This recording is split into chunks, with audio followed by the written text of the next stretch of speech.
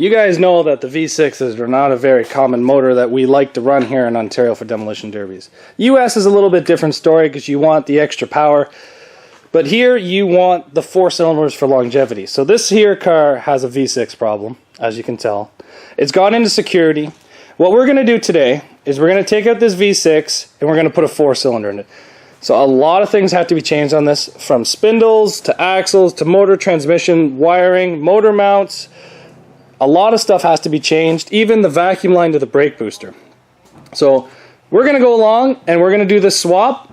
What time is it now? Time right now is 10:25. We're going to see how long this is going to take us. I don't think it's really going to take us that long. I've done a couple of these now and I'm getting better and faster at it. So let's see how this goes, guys. So first thing to do, wiring, throttle cable, brake booster line, struts off, tires off, and then get up there. So let's get going.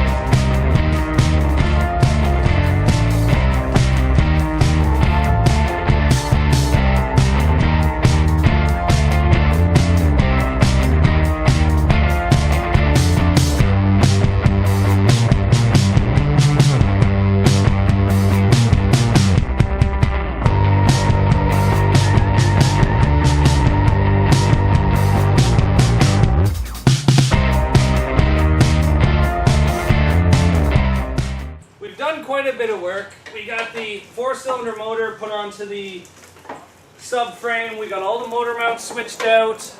We don't have any of the motor mounts tight. We're going to do that when it's in the car.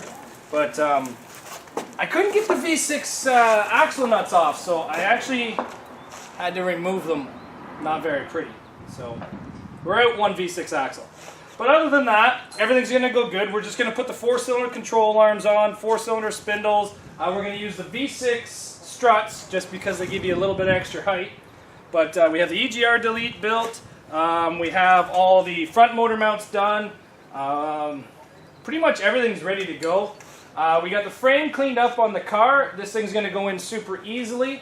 But this is really not that hard, guys. So if you're thinking about doing a 4-cylinder swap to your V6, don't be intimidated. You know, I got a lot of fancy tools here. I'm willing to admit that, but these fancy tools don't make this job.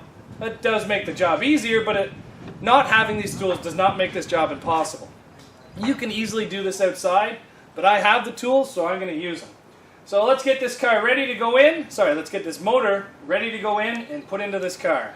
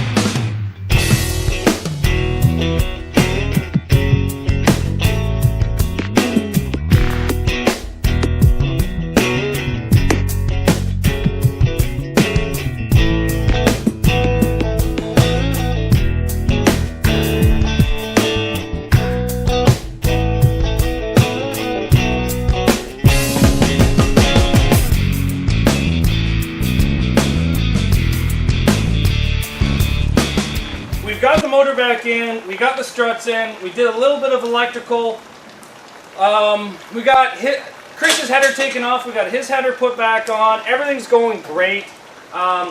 We just plugged in our harness and I figured, you know what, let's turn on the camera for the first startup. So let's try this, okay? We're just going to plug everything in, turn it on, and hit the start button. There you go, look at that!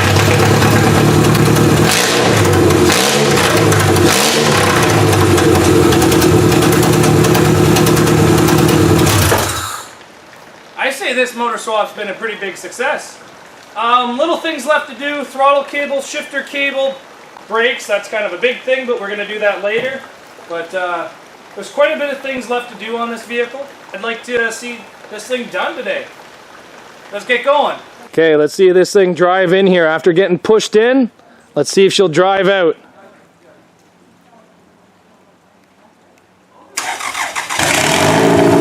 Oh, look at that. Fires up, no issue.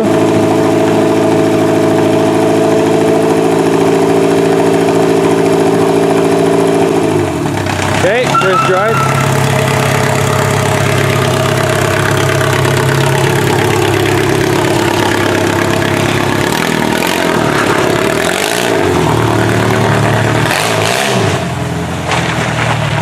Oh, e-braking. That's right, because there's no brakes in this, boys and girls.